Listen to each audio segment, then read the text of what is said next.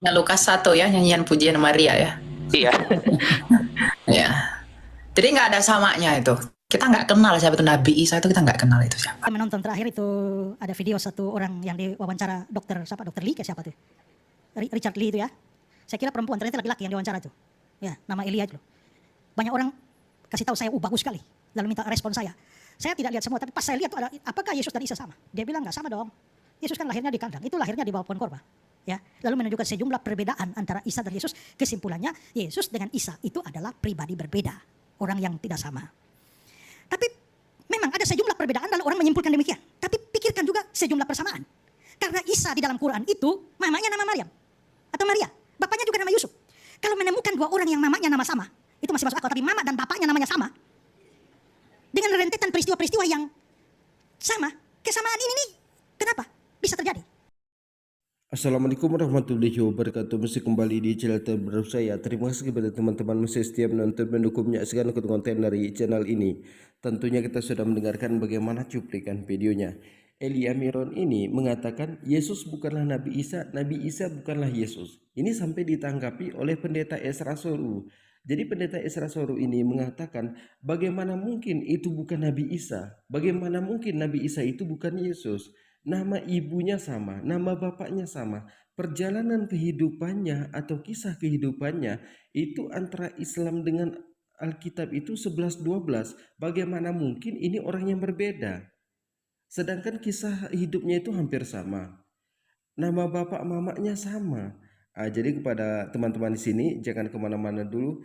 Bagaimana tanggapan pendeta Esra Soru terhadap jemaatnya ini? Nah, Lukas 1 ya, nyanyian pujian Maria ya. Iya. Ya. Jadi nggak ada samanya itu. Kita nggak kenal siapa itu Nabi Isa, itu kita nggak kenal itu siapa. Nah, itu iman mereka, kita menghormati dan menghargai itu. Makanya di podcastnya Dr. Richard saya bilang, Yesus Kristus yang dikenal dalam iman Kristen yang sejati itu tidak pernah sama dengan Nabi Isa dalam iman Islam. Kita nggak kenal Nabi Isa itu siapa. Mamanya pun kita nggak tahu siapa. Oh, katanya Maryam. Tapi Maryamnya ini saudara Harun. Ya, ibunya Yesus itu orang Yehuda. Siapa mamanya? Salome. Bukan orang Lewi, ibunya Kristus. Orang Yehuda itu menggenapi bahwa keselamatan datang dari tunas Daud. Wahyu 22 ayat 16. Akulah tunas Daud, bintang timur yang gilang gemilang, kata Kristus. Jadi nggak ada samanya. Ya, kita nggak tahu siapa itu Nabi Isa. Makanya ketika kita mengatakan itu berbeda, justru itulah bentuk toleransi yang sesungguhnya. Agar apa? Nggak ada saling perang-perang lagi. Ya, nggak ada perperang-perangan lagi antara Kristen dengan Islam bahwa, wah Isa itu bukan Tuhan, Tuhan itu diserupakan, blablabla. Itu imanmu yang kami nggak kenal siapa Nabi Isa itu, kami nggak tahu itu siapa. Yang datangnya nanti ke bumi ini mati, tiba-tiba datang nanti ke dunia ini untuk bunuh-bunuh babi, patahin santung untuk opo, gitu kan? Kita nggak kenal pribadi yang begitu, yang diserupakan lah, yang enggak apalah, itu kita nggak kenal. Makanya saya selalu bilang iman Kristen dan Islam itu tidak pernah punya hubungan dalam hal apapun, nggak pernah. Gitu, ya Fe ya. Oh, siapa namanya? Oke. FE boleh buka mikrofon? Kita sudah mendengarkan apa yang disampaikan oleh si Joni ya. Saya nggak nyebutnya Elia karena kalau Elia itu perempuan, si Joni itu laki-laki. Jadi kepada teman-teman di sini, si Joni ini pernah juga nantang Kohdonditan, tapi Kohdonditan mengatakan saya mau berdebat, tapi jangan online, offline. Silahkan bawa pendetanya. Kenapa si Kohdonditan menyuruh si Elia ini untuk membawa pendetanya? Mungkin bagi Kondonditan ilmu Elia ini masih cetek, sehingga nanti kalau ada pertanyaan diajukan kepada si Joni ini dia nggak sanggup menjawab, bisa dijawab oleh pendetanya biar nggak memalukan. Jadi seolah-olah disebarkan oleh si Joni ini bahwa Kondonditan itu tidak mau berdebat dengan si Joni ini. Jadi kesukaan mereka itu memang menyebarkan berita hoax seperti Saifuddin Ibrahim, itu nggak ada bedanya. Kita dengarkan bagaimana penjelasan pendeta Esra Soru, apakah Yesus itu Isa atau Isa itu Yesus. Kita lanjutkan. Apakah Isa dengan Yesus itu sama? Ada pandangan yang berbeda di kalangan para teolog. Ada yang bilang sama, ada yang bilang tidak sama. Saya menonton terakhir itu ada video satu orang yang diwawancara dokter Lee, siapa tuh? Richard Lee itu ya. Saya kira perempuan, ternyata laki-laki yang diwawancara itu. Ya, nama Elia itu loh. Banyak orang kasih tahu saya, bagus sekali. Lalu minta respon saya. Saya tidak lihat semua, tapi pas saya lihat ada, apakah Yesus dan Isa sama? Dia bilang nggak sama dong. Yesus kan lahirnya di kandang, itu lahirnya di bawah pohon korma.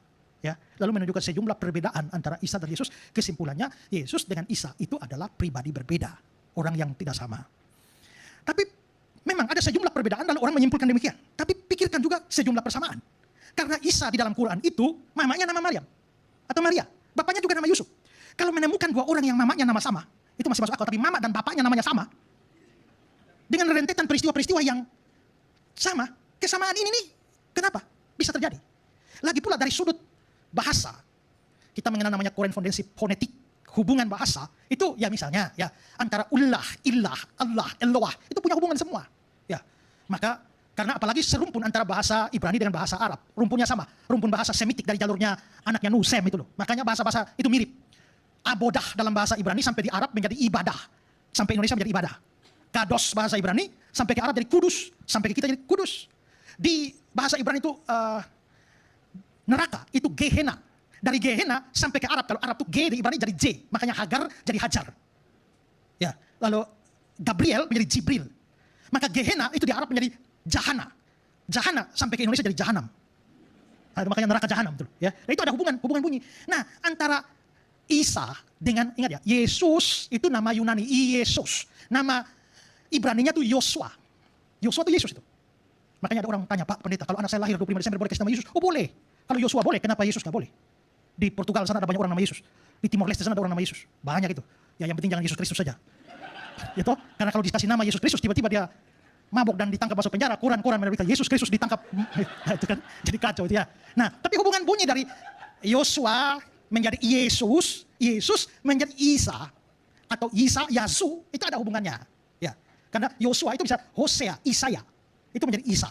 Sementara kata Al-Masih, itu Al itu kata sandang dalam bahasa Arab. Masih itu sama dengan bahasa Ibrani, Masiah.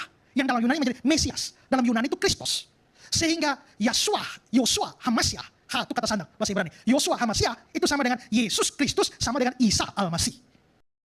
Jadi kita sudah mendengarkan bagaimana penjelasan dari Pendeta Esra Soru ini. Jadi Pendeta Esra Soru ini dari inti penjelasannya bahwa Nabi Isa itu Yesus, Yesus itu adalah Nabi Isa. Tapi bagi Elia ini atau si Joni ini mengatakan Yesus bukan Nabi Isa bukan Yesus. Antara pendeta jemaatnya itu tidak satu pendapat. Jadi kalau mereka mengatakan Yesus itu bukan Nabi Isa itu bukan Yesus. Ini menurut saya kalau dari Elia ini mungkin ini untuk menjadi bahannya berdebat. Karena kalau ditanya tentang Yesus nanti, dia bilang ini tidak ada sangkut pautnya dengan Nabi Isa. Karena bagi mereka, Yesus itu disalibkan hanya untuk menebus dosa manusia. Jadi seperti ini ya, tujuan Yesus itu menjelma sebagai manusia hanya untuk menebus dosa manusia dengan cara digantungkan di atas kayu salib. Jadi dengan cara digantungkan di atas kayu salib, dosa mereka sudah tertebus, menghilangkan kutukan, menghapus hukum Taurat. Ini penyampaian dari siapa? Ini penyampaian dari Paulus, bukan dari Yesus. Yesus tidak pernah menyampaikan seperti itu. Ini penyampaian dari Paulus. Yesus saja waktu mau disalibkan ketakutan. Bagaimana mungkin dia menebus dosa manusia? Ini artinya ditumbalkan, dikambing hitamkan. Jadi kalau mereka mengatakan Yesus itu bukan Nabi Isa karena ada ketakutan yang mereka tutupi. Kalau berdebat, kalau dialog dengan orang Islam, ini akan dibahas jadi panjang urusannya, jadi panjang ceritanya. Makanya mereka mengatakan Yesus itu bukan Nabi Isa itu bukan Yesus. Tapi di sini saya satu pendapat dengan Pendeta Esra Soru bahwa Yesus itu adalah Nabi Isa itu adalah Yesus. Jadi kalau ilmunya memang masih cetek, ada rasa ketakutan, dan itu yang nanti akan menjadi bahan Joni ini untuk berdebat.